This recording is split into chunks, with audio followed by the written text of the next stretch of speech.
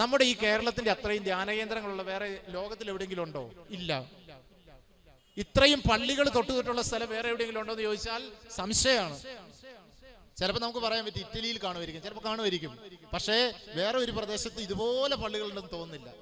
നമ്മൾ നമ്മുടെ വീടിന്റെ ഒരു 5 കിലോമീറ്ററോ 2 കിലോമീറ്ററോ അങ്ങോട്ടോ ഇങ്ങോട്ടോ പോയാൽ ഒന്നെങ്കിൽ ഏതെങ്കിലും നമ്മുടെ റീത്തിൽപ്പെട്ട ഒരു ദേവാലയം കാണാം, കത്തോലിക്ക ദേവാലയം കാണാം.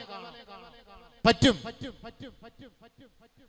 ഇനി ധ്യാനകേന്ദ്രങ്ങൾ, 100-ലധികം ധ്യാനകേന്ദ്രങ്ങളാണ് കേരളത്തിലുള്ളത്. നിത്യാരാധന ചാപ്പലുകളുള്ള എത്ര ഫൊറോന പള്ളികളുണ്ട്, തീർത്ഥാടന കേന്ദ്രങ്ങൾ എത്ര എണ്ണം ഉണ്ട്, സ്ഥിരമായിട്ട് കുമ്പസാരക്കാരനെ വെച്ചിരിക്കുന്ന തീർത്ഥാടന കേന്ദ്രങ്ങളും ഫൊറോന ദേവാലയങ്ങളും നമ്മുടെ നാട്ടിൽ എത്രയുണ്ട്. ഇതെല്ലാം ഉണ്ടായിട്ടും ഈശോ കാത്തിരിക്കുകയാണ് നമുക്ക്. പക്ഷെ നമ്മളെ ഒന്ന് കഴുകിയെടുക്കാനായിട്ട് നമ്മൾ താല്പര്യം കാണിക്കുന്നില്ല. ഈശോ പറയുന്ന വചനം എൻ്റെ പ്രിയപ്പെട്ടവരെ നമ്മൾ ഇടയ്ക്കിടയ്ക്ക് ഓർക്കണം. ഞാൻ നിന്നെ കഴുകുന്നില്ലെങ്കിൽ നീ വലിയ ആളായിരിക്കും. പത്രോസിനോട് അതാണ് ഈശോ പറയുന്നത്.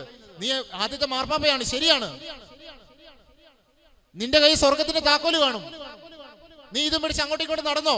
പക്ഷേ ഞാൻ നിന്നെ കഴുകാൻ നീ സമ്മതിക്കുന്നില്ലെങ്കിൽ നിനക്ക് എന്നോട് കൂടെ പങ്കില്ല. ചിലപ്പോൾ നമുക്ക് തോന്നും ഇപ്പൊ എനിക്ക് കുഴപ്പമൊന്നുമില്ല, കുഴപ്പം മുഴുവൻ ബാക്കിയുള്ളവർക്കാണ്. അങ്ങനെയും ചിലർ ചിന്തിക്കും.